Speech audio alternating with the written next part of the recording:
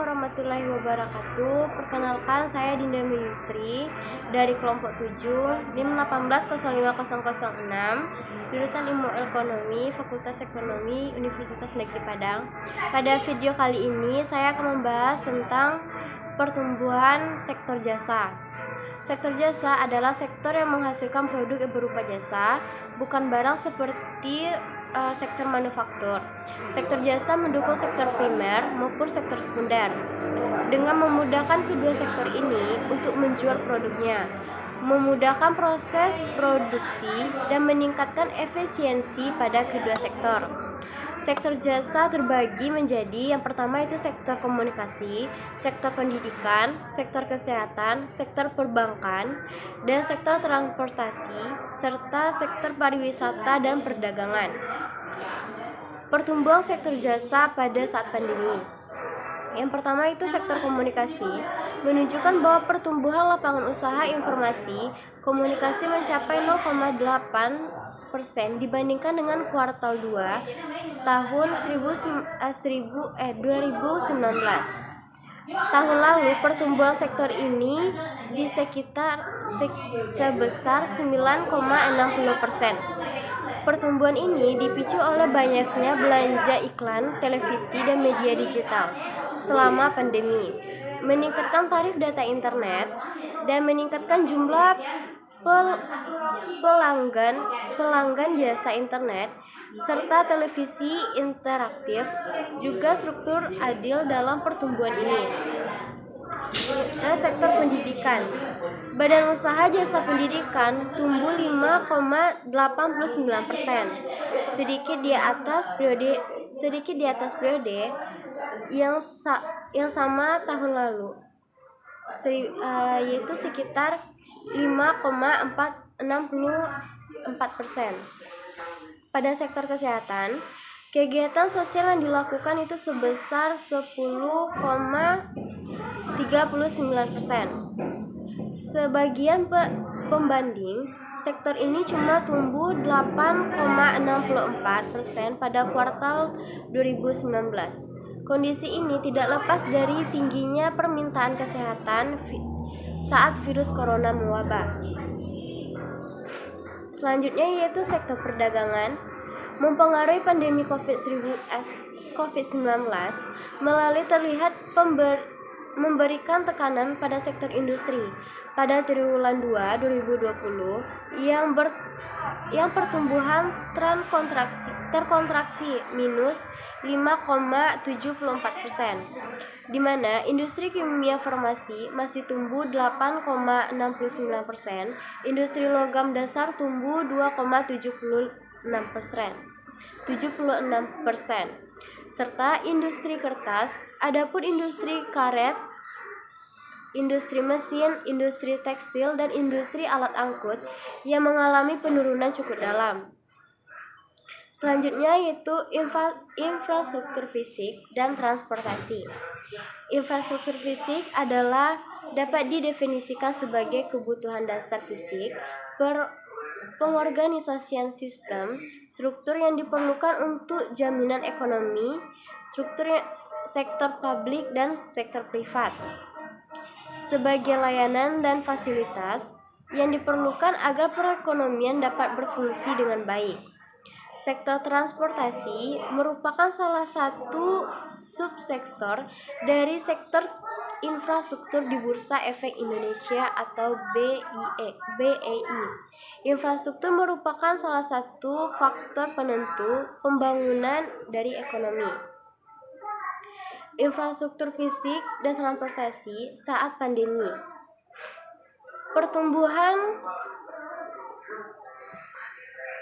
Perhubungan Darat atau Kemenhub turut melaksanakan program padat karya di tengah pandemi COVID-19. Hingga 16 September 2020, realisasi anggaran untuk program ini mencapai 11,31 miliar rupiah atau sekitar 24,3%. Dari total anggaran 2020 sekitar 46,63 miliar Melalui program padat karya, Kemenhub turut membantu program pemulihan ekonomi nasional yang dicadangkan pemerintah, dan juga penting yakni menimbulkan efek yang positif bagi pertumbuhan ekonomi. Menurut Dirjen Perhubungan Darat Budi Setiadi, program padat karya ini sudah bisa menyerap 2.955 tenaga kerja.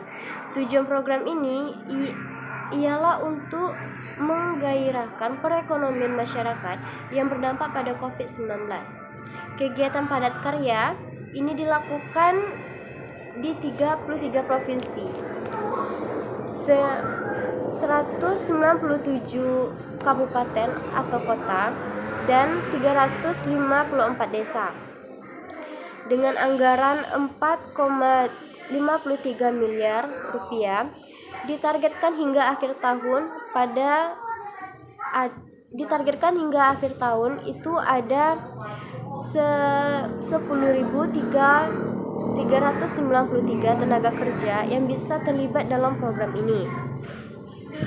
Mengalami kontraksi paling minus yaitu 30,49%. Karena mengalami kontraksi ini yang cukup dalam, hubungan sektor transportasi berduga pada PDB turun sekitar 3,57%. Kuartal 2 2020 dari 5,59 pada kuartal 2 2019. Sekian video dari saya. Selanjutnya akan dilanjutkan oleh rekan saya yaitu Wirman Saputra. Assalamualaikum warahmatullahi wabarakatuh. Perkenalkan, nama saya Wirman Saputra, NIM 18060021. Baiklah, saya akan melanjutkan materi dari Dinda Mayustri, yaitu pariwisata. Sektor pariwisata merupakan sektor yang berpotensial untuk dikembangkan sebagai salah satu sumber pendapatan daerah seperti halnya dengan sektor lainnya. Pariwisata juga berpengaruh terhadap perekonomian di suatu daerah atau negara tujuan. Jumlah kunjungan wisata ke Indonesia 2020. Januari sampai Juli 2020 jumlah kunjungan wisata mencapai 3,26 juta kunjungan atau turun 64,64% dibandingkan dengan jumlah kunjungan Wisman pada periode tahun 2019 yang berjumlah 9,18 juta. Tingkat penghunian kamar atau TKP diklasifikasi bintang di Indonesia pada Juli 2020 mencapai rata-rata 28,7% atau turun sebesar 28,66 poin dibandingkan dengan TKP Juli 2019 yang tercatat sebesar 56,73%. Jika dibandingkan Juni 2020, TKP meningkat saat Juli 2020 sebesar 8,37%. Rata-rata lama menginap tamu asing di Indonesia pada hotel klasifikasi bintang selama Juli 2020 tercatat sebesar 1,66 hari. Terjadi penurunan jika dikembangkan pada Juli 2019. Jasa keuangan. Jasa keuangan adalah suatu istilah yang digunakan untuk merujuk jasa yang disediakan oleh industri keuangan. Jasa keuangan juga digunakan untuk merujuk pada organisasi yang menangani pengelolaan dana. Jasa keuangan Indonesia saat pandemi COVID-19. Jasa keuangan atau OJK memperlihatkan rasio aset liquid terhadap non-core deposit atau ALNCD industri perbankan per September 2020 adalah sebesar 145,2% atau naik dari posisi Agustus 2020 yang sebesar 136,71%. Risiko kredit juga terpantau menurun dengan rasio kredit 3,01 bermasalah atau non forming loan atau NPL per September 2020 sebesar 3,15% gross dan 1,07% net. Sementara itu, rasio kecukupan modal atau capital adequacy ratio atau CAR perbankan per September 2020 juga terlihat meningkat menjadi 23,14% dari posisi Agustus 2020 yang sebesar 22,96%. Kredit tercatat terus mengalami perlambatan dari posisi 1,04% YoY pada Agustus 2020 menjadi 0,12% YoY pada September 2020. Selain itu, IHSG saat ini mulai kembali ke level di atas 5.000, tepatnya 5.103,4 per 16 Oktober 2020. Sedangkan RBC asumsi umum dan jiwa meningkat menjadi 330,5% dan 506%. Di industri pembiayaan, rasio pinjaman bermasalah menurun dari 5,5% menjadi 5,2% pada Agustus 2020.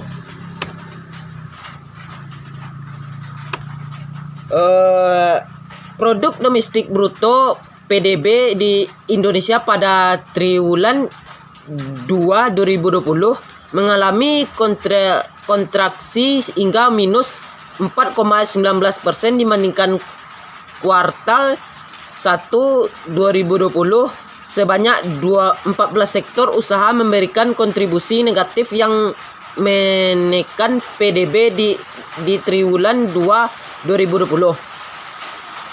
Dari 17 jenis lapangan usaha, 14 diantaranya minus dan hanya 3 sektor yang positif. Penurunan tertinggi pada lapangan usaha transportasi dan pergudangan, yakni minus 29,22%. Kata Kepala Badan Pusat Statistik BPS Suharyanto saat melaporkan pertumbuhan ekonomi Indonesia triwulan 2 2020 di Jakarta Selasa 5-8 atau adapun 14 jenis usaha yang mengalami kontraksi adalah transportasi dan pergudangan minus 29,22%, akomodasi dan makanan minuman minus 22,31%, jasa lainnya minus 15,12%, jasa perusahaan minus 14,14% dan jasa keuangan minus 10,32% serta pengadaan listrik dan gas minus 7,89%.